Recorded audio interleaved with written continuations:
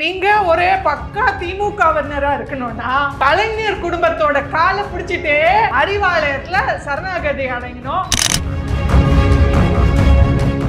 பாவங்க, அவருக்கு என்ன பேசுறதுன்னு தெரியாம பால்டாயில் தான் பாவம் எடப்பாடியார இன்னைக்கு வம்பு கிழக்கிறதுக்குள்ளே அவர் குறியா இருக்கார். கனிமொழி அம்மாவை இன்னைக்கு வேற என்ன பேச முடியும்? மயக்க பிடிச்சா அவங்க எப்படி மக்களை போய் எந்த மூஞ்சியை வச்சு சந்திப்பாங்கன்றீங்க? அதாவது இன்னைக்கு ஸ்டாலின் தொடரட்டும் தமிழ்நாடு வெல்லட்டும்னு வாய் கூசாம கேம்பெயின் போடுறீங்களே சார். இன்னைக்கு தமிழ்நாட்டுல பரம ஏழை யாருங்க? பரம ஏழை யாரு சொல்லுங்க? ஆமாங்க. சைக்கிள் ஓட்டுறதை எங்க இருந்து சார் காப்பி அடிச்சிங்க? சைக்கிள் ஓட்டுற போட்டோ ஷூட் அதுல இருந்தே தெரியுதா அவர் யாரோட பி டீம்னு? பரப்புரையில சொல்றாரு 2 நாள் முன்னாடி.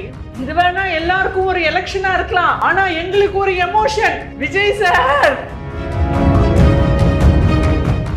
எப்போதும் மீசையை முறுக்கிட்டு முன்னாடி நிப்பீங்க. இன்னைக்கு காங்கிரஸ் பண்ண கேம்ஸ்னால, இன்னைக்கு திமுகவின் அழுத்தத்தினால திரும்ப அவர்கள் பின்வாங்க வேண்டிய ஒரு கட்டாயத்துக்கு தள்ளப்பட்டாரு. அவர் மேலிடத்துல அவர் கோபத்தையும் வெறுப்பையும் காட்ட முடியாததெல்லாம் இன்னைக்கு பாவம் அவர் கட்சி தொண்டர்கள் மீது காட்டிட்டு இருக்கீங்களே திரும்ப அவர்கள் சார்.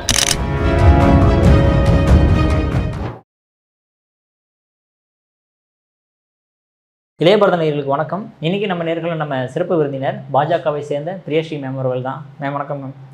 நம்ம இப்போ ஆர்எஸ் அவர்கள் எல்லாருமே பரப்புரை பண்ண ஆரம்பிச்சாச்சு மேம். ஒரு பக்கம் எல்லாருமே இவரை பற்றி அவர் குற்றச்சாட்டை, அவரை பற்றி இவர் குற்றச்சாட்டை சொல்லும்போது ஆர்எஸ் அவர்கள் ஒரு குற்றச்சாட்டு வைக்கிறார் எடப்பாடி பழனிசாமி அவர்கள் மேலே. அதாவது பாஜக நார்த் இந்தியாவில் எல்லா ஸ்டேட்லையுமே வந்துருச்சு, ஆனால் தமிழ்நாடு, ஆந்திரா அந்த மாதிரி ஸ்டேட்டில் யாருமே வரமாட்ட முடியல, ஓகேங்களா? அதனால் யாராவது ஒரு இலச்சவாயம் கிடைப்பானா, அவன் மேலே சவாரி செஞ்சு பாஜக உள்ளே வரலான்னு ட்ரை பண்ணலாமா அப்படிங்கும்போது தமிழ்நாட்டில் எடப்பாடி பழனிசாமி கிடச்சிருக்காரு அப்படின்ற மாதிரி ஒரு குற்றச்சாட்டு வைக்கிறாரு மேம். அதை எப்படி பார்க்குறீங்க? முதல்ல எல்லா அண்டா வாயனுக்கும் அப்பீட்டு வாயனுக்கும் முதல் வணக்கம். ஏன்னா தாடி கிழமை பிளட்டாமே.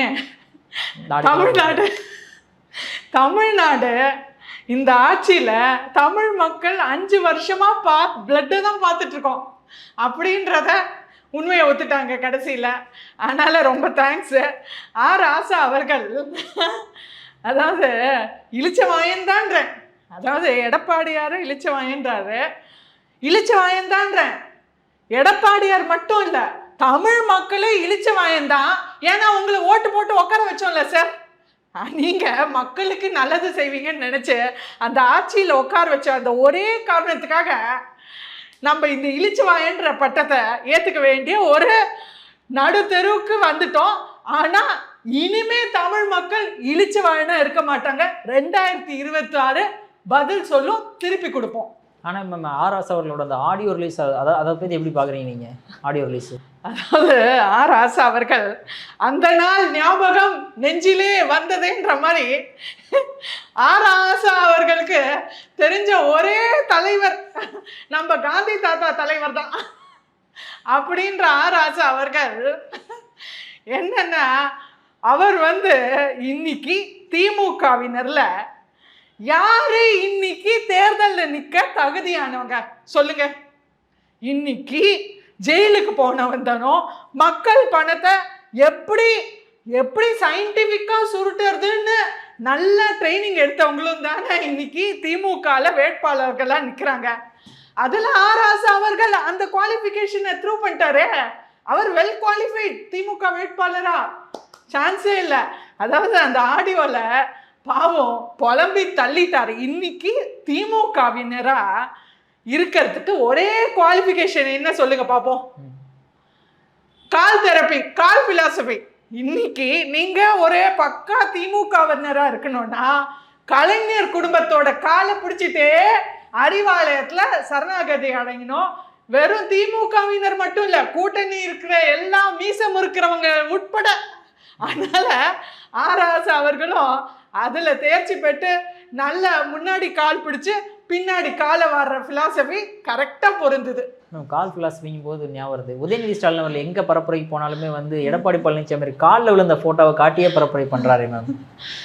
அதாவது இன்னைக்கு 5 வருஷம் உதய் சார் 5 வருஷம் உங்களுக்கு ஆட்சியை கொடுத்து பல பால்டாயில பேசுறதுக்கு தான் உங்களுக்கு மைக்கு பிடிக்க வேண்டியிருக்கு. அப்படிப்பட்ட இன்னைக்கு உதயநிதி சார் அவர்கள் 5 வருஷம் ஆட்சியில என்ன பேச முடியும்? இன்னைக்கு 5 வருஷம் முன்னாடி 525 வாக்குறுதியை எலெக்ஷன் மேனிஃபெஸ்டோ தேர்தல் வாக்குறுதியை வெளியிடுறாங்க. 5 வருஷம் கழிச்சு இன்ஃபேக்ட் இன்னைக்கு திமுகவுக்கு தான் ரொம்ப ஈஸி எலெக்ஷன் மேனிஃபெஸ்டோ. ஏன்னா எதையுமே தான் நிறைவேற்றலையே. அப்படியே அதை காப்பி பேஸ்ட் பண்ணி 2026 அதே எலெக்ஷன் மேனிஃபெஸ்டோ ரிலீஸ் பண்ணலாமே ஈஸியா. அதனால 5 வருஷம் ஆட்சியில என்ன பேசுறதுன்னு தெரியல. அதனால இன்னும் 5 வருஷம் ஆட்சி செஞ்சோம், நாங்க இதை செஞ்சோம் அதை செஞ்சோம், எங்களால இந்த மக்கள் இப்படி முன்னேறினாங்க, நாடு இப்படி முன்னேறிச்சுன்னு சொல்ல முடியாம பாவங்க அவருக்கு என்ன பேசுறதுன்னு தெரியாம பால்டாயில் டப்பாவும் மற்ற என்னவோ வார்த்தைகள்லாம் இன்னைக்கு உபயோகிச்சு தரக்குறைவா பேசி இன்னைக்கு எடப்பாடியார இன்னைக்கு வம்பு கிழக்கிறதுக்குள்ளேயே அவர் குறியா இருக்காரு. இன்னைக்கு உதய் சார் அவர்கள் கால் தெரப்பி பத்தி நாங்க தலைகுனிய மாட்டோம்னு இவங்க நான் கேட்குறேன், இவங்க கட்சியில சேர்ந்தவங்களே அடிமை தானே. அவர் சொல்றாரு எடப்பாடியார் மொரட்டு அடிமையா. நான் மொரட்டு திருடனை பார்த்துருக்கேன், ஆனா பல முரடன்களை பார்த்துருக்கேன், ஆனா மொரட்டு அடிமையை இன்னைக்குதான் பாக்குறேன்றாரு. சார் உங்க திமுகவினர் தான் சார் மகா மொரட்டு அடிமை. திமுகல சேர்ந்தாலே, ஏன் திமுக கூட்டணியில சேர்ந்தாலே வெளியில மீசைய முறுக்குறாங்க, வெளியில புலி உள்ள எலி. அதுக்கு மேல அவரு பேசுறாரு, என்னது அனுபவம் புதிது அப்படின்னு விட்டா பாடிடுவார் போல இருக்கு. எங்களுக்கு அனுபவம் இல்லைன்னு பாட்டு பாடுறாரு.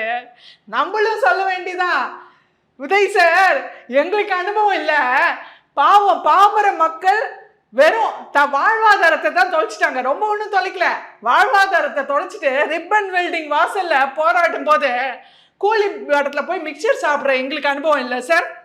அப்புறம் அரசாங்க பணத்துல ஜெர்மனியில போய் சைக்கிள் ஓடுற மாதிரி ஓட்டி, இன்னைக்கு கூட விஜய் சார் சைக்கிள் ஓடுற இது ஒரு ஸ்டண்ட் காமிச்சாரு, அந்த மாதிரி சைக்கிள் ஓட்டி எங்களுக்கு அனுபவம் இல்லை சார்.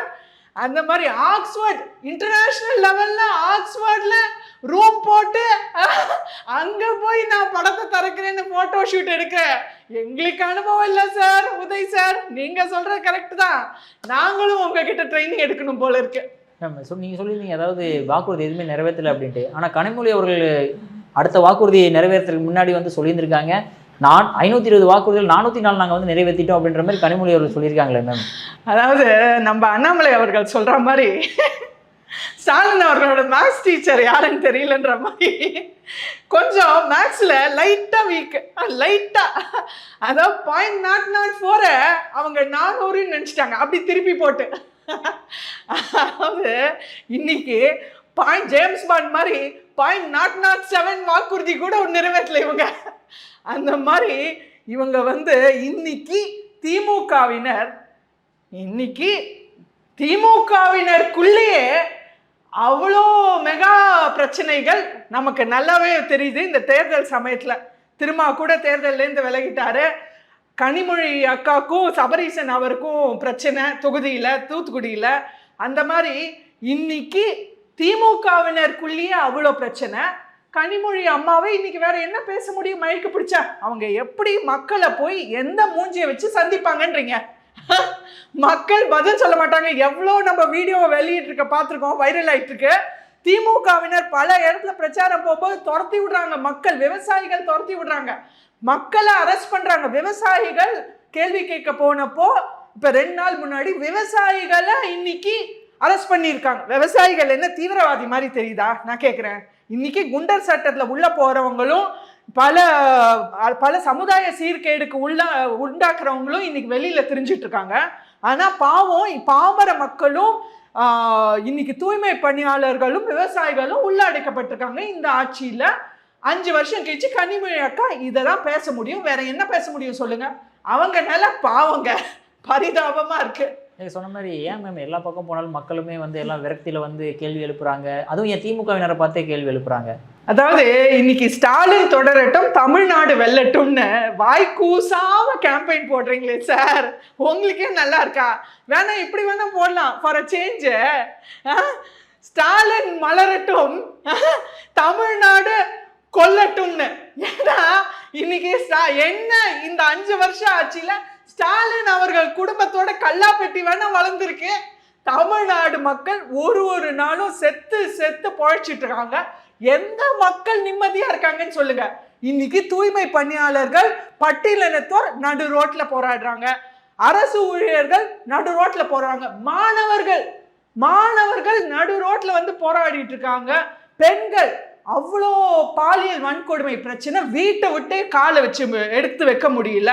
அப்படி இன்னைக்கு பால்வாடி அங்கன்வாடி பணியாளர்கள் இன்னைக்கு நடு ரோட்ல போராடுறாங்க. டிரான்ஸ்போர்ட் டிபார்ட்மெண்ட், எந்த துறை எடுங்க, இன்னைக்கு ஆட்சி அதிகாரம் செய்ய தெரியாத தட்டு தடுமாறும் இந்த ஆட்சியை விட்டு அவங்களே டீசெண்டா விலகினா நல்லது. மக்கள் எப்படியும் 2026 விலக்கிடுவாங்க. மேம் நீங்கள் சொல்கிறீங்க ஏதாவது கல்லாப்பட்டி கட்டி எல்லாம் ஃபில் பண்ணி வச்சிட்டாங்க. ஆனால் ஸ்டாலின் அவர்கள்ட்ட 10,000 ரூபா கூட கையில் கிடையாது மேம். இவ்வளோ எளிமையான முதல்வர் நீங்கள் இப்படி இந்த அளவுக்கு பண்ண சரியா? அதாவது இன்னைக்கு அது உண்மைதான். ஸ்டாலின் அவர்களுக்கு 10,000 ரூபாய் கூட கையில் இல்லை.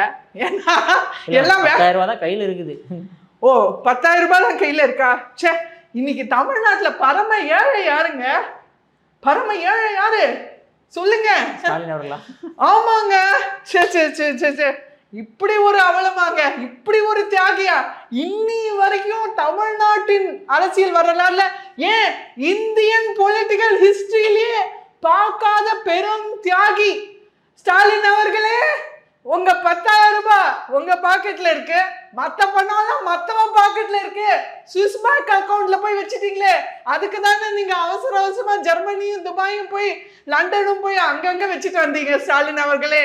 பாவம் சார், உங்களை மாதிரி பரம ஏழை மக்கள் கையெடுத்து கும்பிட்டு தயவு செய்து கிளம்புங்கன்னு 2026 சொல்ல போறாங்க. ரெடியா இருங்க சார். 10,000 ரூபாய் ஃப்ளைட்டு காசுக்கு யூஸ் ஆகும். அதே மாதிரி கார் கூட கிடையாது, ஒரு சுட்டு தங்கம் கூட கிடையாதுன்ற மாதிரியும் எலெக்ஷன் அஃபிடவிட்ல சொல்லியிருக்காரு. அதாவது இன்னைக்கு பயம் திமுகவினருக்கு 3 எழுத்தில் பயம். எஸ்ஐஆர்னா பயம், யார் அந்த சார்னா பயம், சிபிஐனா பயம், இடி ரெய்டுனா பயம். அந்த பயம் வேற ஒன்றும் இல்லை. எலெக்ஷன் சமயம் எதையாவது நம்ம உளறிட்டு ஏதாவது இடி ரெய்டு வந்துடுச்சுன்னா அப்புறம் கேம்பெயினுக்கு உள்ள பதுக்கி வச்சிருக்கிற காசெல்லாம் எப்படி மக்களுக்கு காசு அங்கங்க விநியோகம் பண்றது? மற்ற காசெல்லாம் சேஃபா இருக்கு. இப்ப கேம்பெயினுக்கு வேணுங்கிற காசு அது போயிடுச்சுன்னா அப்புறம் அவங்க கல்லாப்பட்டிலேன்னு இருக்கணுமே. எடப்பாடியார் கூட நேற்று பிரச்சாரத்துல உரையில சொல்லியிருக்காரு, கருணாநிதி குடும்பத்தினருக்கு 8,000 கோடி பணம் இருக்கு. அதாவது இது தெரிஞ்சு அதாவது கணிப்புல மக்களே யோசிச்சு பாருங்க. தெரிஞ்சு 8,000 கோடினா எவ்வளவு லட்சம் கோடி பின்னாடி இருக்கும். ஸோ அவர் சொல்ற மாதிரி, எடப்பாடியார் அவர்கள் சொல்ற மாதிரி பிரச்சாரத்துல அவங்க காசு எடுத்து யூஸ் பண்ணட்டுமேயா. உங்க காசு எடுத்து நீங்க கலைஞர் திட்டம்னு ஆரம்பிங்க, கலைஞர் பூங்கான்னு வைங்க, உங்க காசு எடுத்து யூஸ் பண்ணுங்களேன். இன்னைக்கு அதாவது ஒரே குடும்பத்தின் வாரிசா வந்த இன்னைக்கு நம்ம எலெக்ஷன் சினாரியோ எடுத்துப்போமே, தேர்தல் சினாரியோ எடுத்துப்போம். நிஜமாவே ஒரு ஜனநாயக கட்சி எது, இன்னைக்கு மக்கள் வாக்களிக்க கூடிய ஒரு ஜனநாயக கட்சி எதுனா அது என்டிஏ மட்டும்தான், இரட்டை இலை மட்டும்தான். எடப்பாடியார் தலைமை தாங்கும் என்டிஏ கூட்டம் மட்டும்தான் இன்னைக்கு உண்மையான ஜனநாயக கட்சி. திமுக இன்னைக்கு வெறும் ஒரு குடும்ப பிசினஸ். தாவேக்கா நமக்கு தெரியும் அது கட்சியா இல்லையான்னு தினம் பார்த்து தான் சொல்ல வேண்டியிருக்கு. பிரேக்கிங் நியூஸை பார்த்து அப்பப்ப அவர் தலை காமிக்க ஷூட்டிங் ஷெட்யூல் மாதிரி வந்துட்டு போறாரு. இன்னும் டெய்லி இப்போ பரப்புரை பண்ண ஆரம்பிச்சிட்டாரு, களத்துல இறங்கி. உங்களுக்குலாம் பயமா மேம் அதிமுக ஓட்டெல்லாம் என்டிஏ ஓட்டெல்லாம் வந்து விஜய்க்கு போயிடும் அப்படின்ட்டு? அதாவது இன்னைக்கு விஜய் அவர்கள் ரொம்ப வரவேற்கிறோம். ஏன்னா இன்னைக்கு நம்ம ஜனநாயகத்தில் இருக்கோம், அந்த ஜனநாயகத்தில் இருக்கோம். அதனால எல்லாரும் வெல்கம். விஜய் அவர்கள் வந்ததை வரவேற்கிறோம். ஆனால் இன்னி வரைக்கும் அவர் ஒரு ஸ்டார் மாதிரி தானே இருக்காரு. இன்னைக்கு கூட பாருங்க பிரச்சார கூட்டத்தில் சைக்கிள் ஓட்டுறாரு. ஏன் சார் அதில் வேற சொல்றாரு, சைக்கிள் ஓட்டுறதை எங்கேருந்து சார் காப்பி அடிச்சிங்க, சைக்கிள் ஓட்டுற ஃபோட்டோ ஷூட்டு அதுலேருந்தே தெரியுதா அவர் யாரோட பி டீம்னு. அதுல வேற அவர் பரப்புரையில சொல்றாரு 2 நாள் முன்னாடி, இது வேணா எல்லாருக்கும் ஒரு எலெக்ஷனா இருக்கலாம், ஆனா எங்களுக்கு ஒரு எமோஷன். விஜய் சார், நீங்க இந்த கனெக்ஷனுக்கு எங்க சார் கமிஷன் வாங்கினீங்க, அத முதல்ல சொல்லுங்க. அந்த மாதிரி அப்ப எங்க ரியாக்ஷனை ரிவிஷன் பண்றோம் இன்னைக்கு. ஏன்னா இப்படிலாம் பஞ்சு டைலாக் விடுறாரு. இன்னும் மக்களை சந்திக்க முடியாத விஜய் சார். அதாவது இவரோட ஒரு உயிர் 41 உயிருக்கு சமம். சான்ஸே இல்லைல்ல. எப்படி இது? ஒரு உயிர் 41 உயிருக்கு சமம். அதனால இவர் இன்னைக்கே ஆட்சி அதிகாரத்துக்கு வரத்துக்கு முன்னாடி இப்படின்னா இன்னும் மக்களால் இவரை சந்திக்க முடியல. He is not accessible to the people. அப்போ இவர் நாளைக்கு மக்களுக்கு ஒரு பிரச்சனைனா இவர் இப்படிதான் வீட்டு உள்ள போய் உட்காருவாரா? இன்னைக்கு மக்கள் கேட்குறாங்க, மக்கள் கேள்வி கேட்குறாங்க. ஒரு 41 பேருக்கே ஒரு பிரச்சனைனா, தமிழ்நாட்டின் 8 கோடி மக்களுக்கு ஒரு பிரச்சனைனா இவர் எங்க போய் ஒளிஞ்சுப்பாரு? மக்கள் கேட்குறாங்க. அடுத்து மக்களுக்கு யோசிக்க வேண்டிய ஒரு விஷயம் என்னன்னா, அவர் சொல்றாரு எல்லா இடத்துலயும் விஜய் தான் நிக்கிறாங்க, எல்லா இடத்துலயும் விஜய் தான். அதுவும் இது பயங்கர ஒரு வைரல் ஆச்சு. விஜய் அவர்களோட டிரைவர் மிஸ்டர் ராஜேந்திரனோட பையனை எம்எல்ஏ வேட்பாளரா அறிவிச்சிருக்காரு. அப்பப்பா என்ன பரந்த மனசு. அவர் ஆறாராம், விஜய் அவர்கள் கண்ணை துடைக்கிறாரா? சரி, அவர் டிரைவரோட பையனா அப்படின்ற ஒரு கேள்வி மக்கள் இன்னைக்கு விழுத்து எழுந்துக்கணும். ராஜேந்திரன் அவர்களோட பையனை இன்னைக்கு விஜய் அவர்கள் ஏன் வேட்பாளரா அறிவிக்கணும்?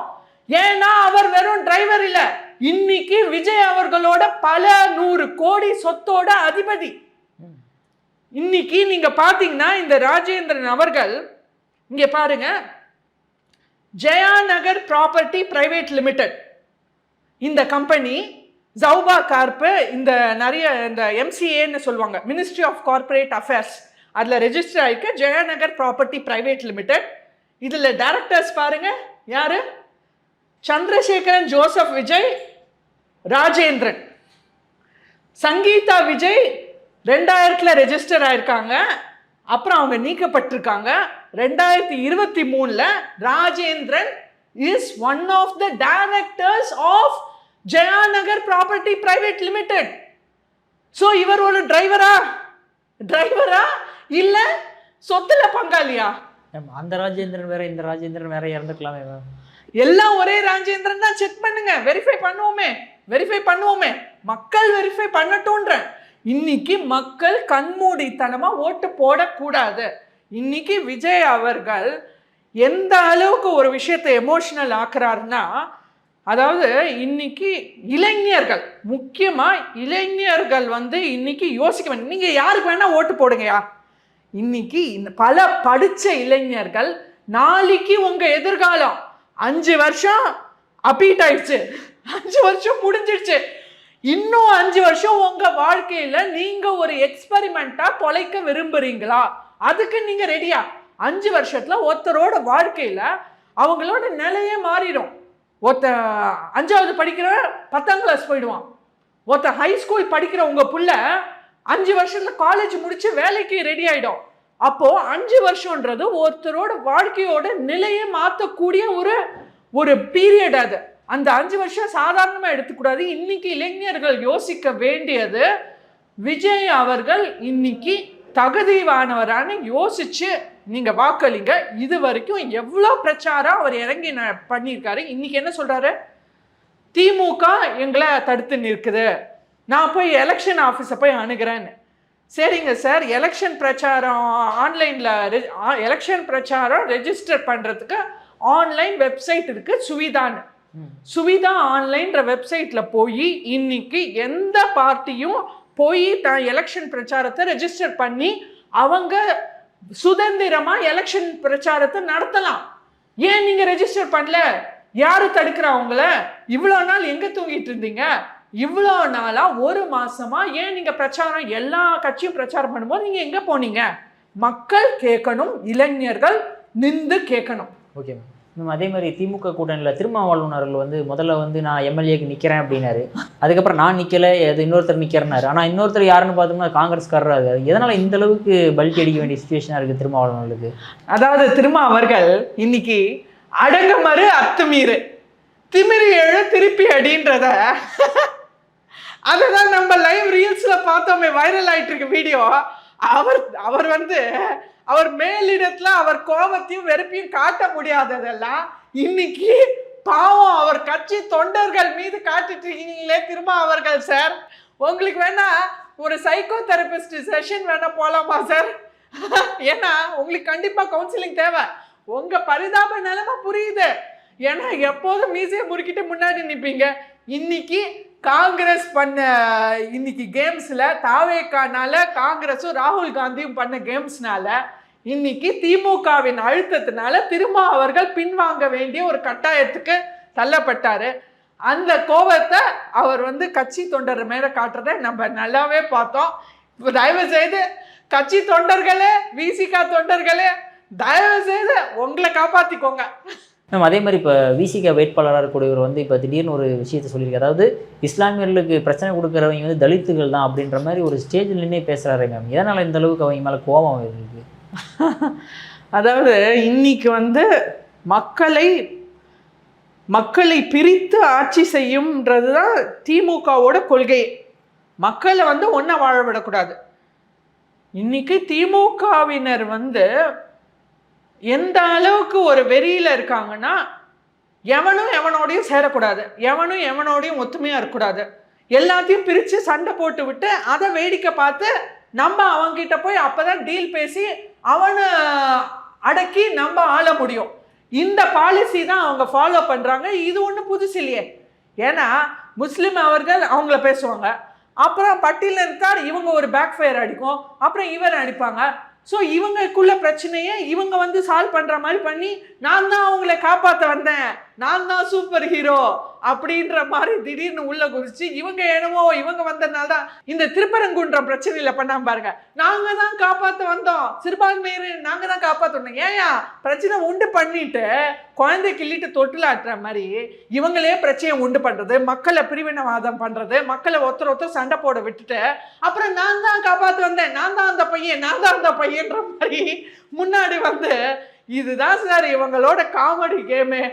அதுக்கு வந்து மக்கள் இடம் கொடுக்க கூடாது, மக்கள் ஒத்துமையா இருக்கணும். இந்த வாட்டி மக்கள் வந்து விழுத்தெழுந்து அந்த ஒரு விரல் புரட்சியை கரெக்டா வாக்களிக்கணும். நம்ம கடைசி அதே மாதிரி இப்போ எடப்பாடி பழனிசாமி அவர்கள் வந்து ஏதோ பேச அதுக்கு வந்து ஓபிஎஸ் அவர்கள் வந்து பதிலடி கொடுத்துருக்காரு. அதாவது நீங்க வந்து இந்த மாதிரி கீழ்த்தரமாலாம் பேசக்கூடாது, ஒரு முன்னாள் முதலமைச்சர் வந்து இப்படி பேசலாமா அப்படின்ற மாதிரி ஒரு வீடியோ ரிலீஸ் பண்ணியிருக்காரு. எதுக்காக மேம் அது?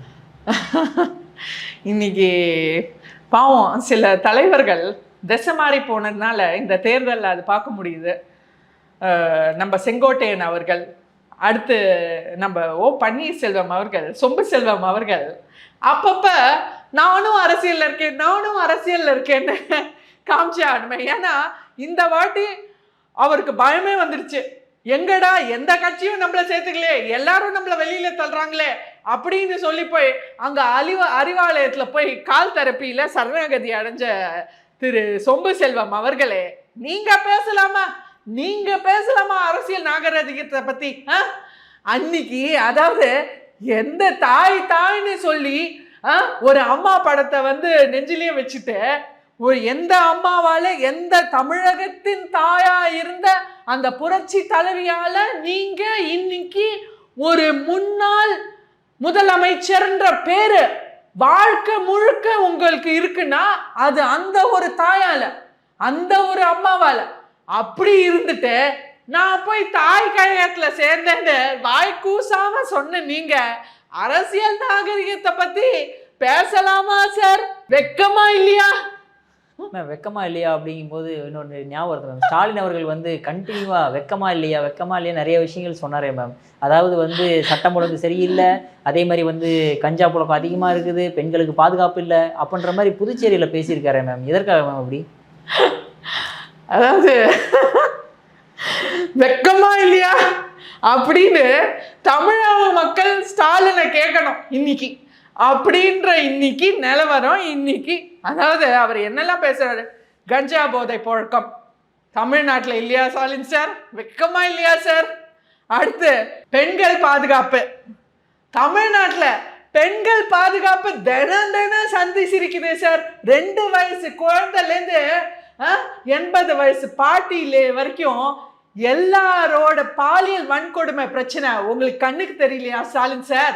வெக்கமா இல்லையா சார்?